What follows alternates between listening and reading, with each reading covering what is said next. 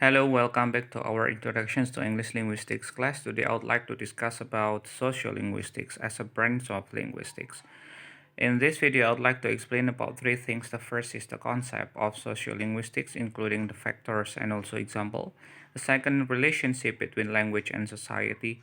And the third is communicative factors that are existed in ethnographic frameworks.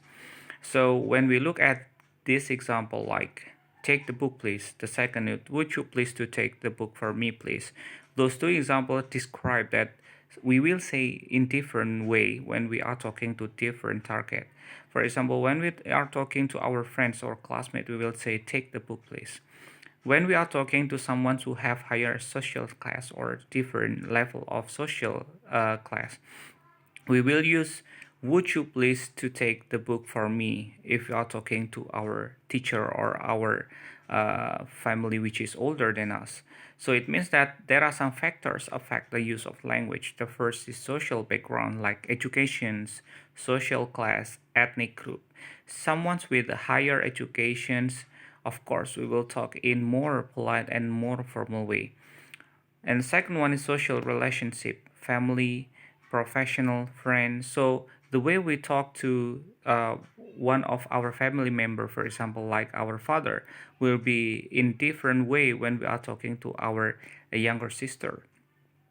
And the next one is context and manner of interactions. So the place and also the time when we are talking and then where we are talking also influence the way we choose the language or the way we use the language. For example, when we are talking in a formal situations like inside the classroom, of course, the language that we are using is more polite than we are talking to in informal situations like in a playground. So what is social linguistics according to Wardell? Sociolinguistics is scientific study of language in relations with society. So there is strong relationship between language and society, which are proved by some points like the first is the interrelations of language and society. According to Hudson 1991, he stated that the X society is a group of people who speaks X language. Just like us, we are speaking Sasa. So it means that Sasa language is also product of Sasa society. So it means that the language is also reflections of situations in Sasa society. So it means Sasa language is Sasa society and Sasa society is Sasa language. The second is the value of the language is based on the society and the people who use it.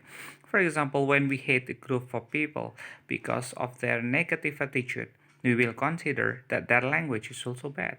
When we think that there is a group which is coming from, sorry to say, low class society, and we will consider that the language that they are using is also not showing a noble class, so their language is also maybe poor of grammar or maybe not showing high class society. The next one's language reflects someone's identity, include education, social class, gender, and so on. We remembered when Queen Elizabeth, as a noble family in Britain, spoke about the suggestions of being someone who isolate themselves inside the house because of COVID-19 pandemic.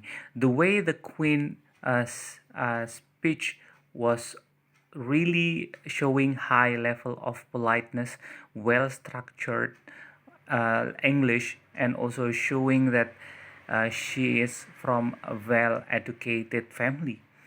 It's gonna be different when we are listening to such English movie, for example, like some of the characters in Harry Potter or any other film, showing that the language is not as well structured, well polite like the Queen Elizabeth. So it means that language reflects someone's identity.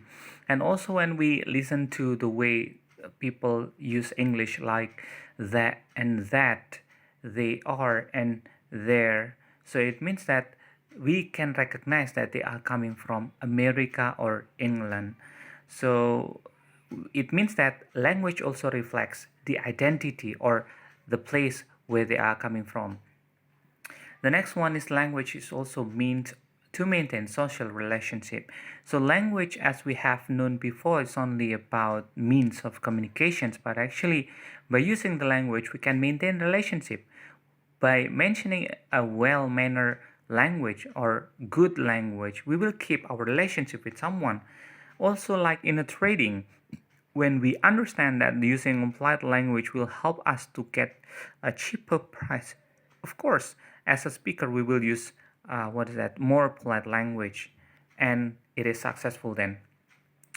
That is why Hymes in 1974 mentions there are some factors that are used in ethnographic framework. There are some reason why the speaker use a certain language, which is abbreviated into speaking. The first is setting, as setting or place and time. Different place and different time will influence the choice of language. When we are speaking inside the mosque, of course, we will use a very good language compared to when we are talking in a playground or in the traditional market. Second one, for the participant. When we are talking to our teacher, of course, we will consider that he or she is coming from higher society inside the classroom. That's why we will use a very well structured language compared to when we are talking to our younger sister. The third one is ends. Ends is expected outcomes or goals. Everyone speaking has what is called as goal. For example, I would like to show my thankful because of one of my friends has birthday. Of course, I will use certain expressions which is reflecting birthday. But when my goals is about showing a condolence or someone's death, of course I will show a sincerity in delivering my language.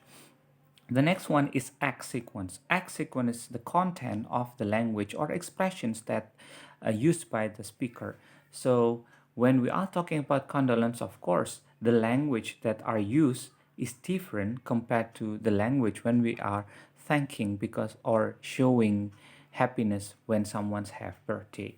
The next one is key. Key relates to tone, manner, or spirit, or maybe we can talk about rhythm, intonations. So when we would like to show condolence, we will use slow tone and also slow manner to deepen or emphasize the sympathy. But when we are talking about congratulating someone's, of course, we will use high pitch, high tone, and more spiritful rhythm. And the next one, instrumentalities. Instrumentalities relates to the tools, whether it is oral, written, or telegraphic. Just like when someone's asks, "Have you eaten?"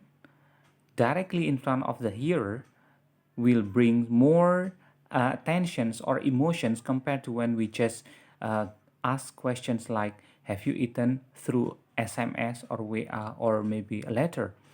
Because when we are speaking directly orally to the listener or hearer or someone's in front of us, they will see that we have kind of emotion through eyes, gestures, and anything which emphasizes the meaning of our questions. And the next one's norms of interactions and interpretations. Different cultures, they have different rules in language. Some language, they prohibit to use some expressions. So it means that we have to pay attention to avoid those kinds of expressions, because if we use those prohibited expressions, of course the listener will feel that there is something inconvenient when they are listening to our speech. And the last one is genre. Genre relates to types of utterances. When we are talking about story or fantasy, of course, we will choose narrative as the flow of our story. When we think that we are explaining about a theory, of course, we are going to use explanation genre. When we are talking about creating a picture of situations, of course, we're going to describe it by using descriptive text. So it means that understanding the genre will help us to make the flow of our story run smoother or more coherent. Okay, so this is the end of our discussions about the introductions of sociolinguistics. Good luck, keep learning, keep healthy. See you.